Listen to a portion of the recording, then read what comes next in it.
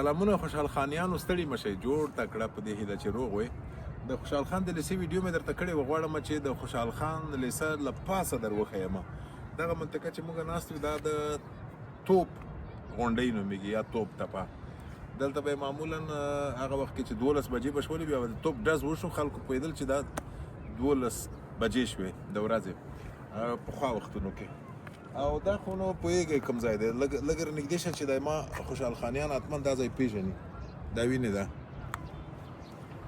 هغه ملګري چې بلد دي خو حتما یې وپېژانده چې دا کوم ځای دی، او دا هم نوم وپېژانده. دا زموږ او ستاسو لیسه ده، وینې بلاکونه دي ABC، هغه څنګ کې تدریسي ده اخواته، او هغه شاته یې بیا جنګلک دی، اخواته یې لرې بیا واصل آباد دی، او چې نور هم لرې لاړ شئ چلستون دی.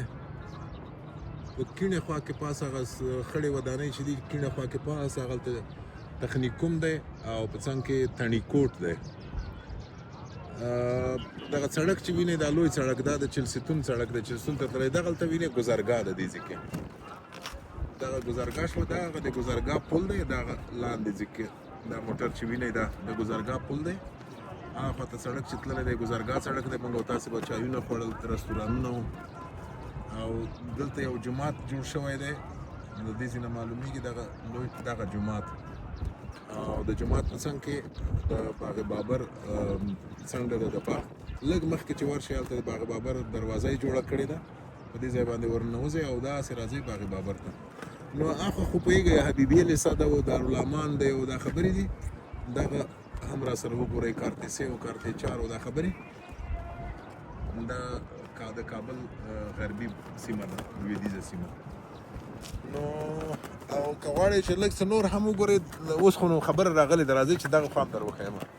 دا د کارتې سخي او پوهنتون سیمه ده، دغه لږ را نږدې چې ده دا وینئ دغلته دا د دې مزنګ سیمه ده، او په دې څنګ کې دغه شین چې معلومیږي دا د شوروي اتحاد د علم او فرهنګ ځای، اوس د روسیې دی. البته شاته یې د بریکوټ سینما ده، اوس خو نشته.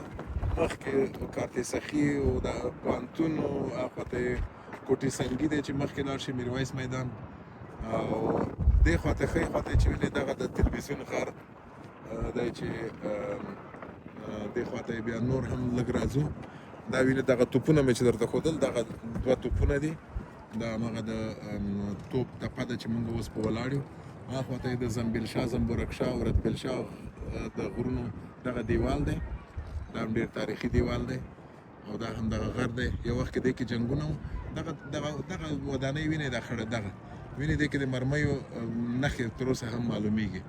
نو وطن د مرمیو او جنګونو او مرګونو راوتلی دی، همداسې ښاد، آباد او سولهناک لري. روغ اوسئ، بس چې روغ وئ راته، تر بیا.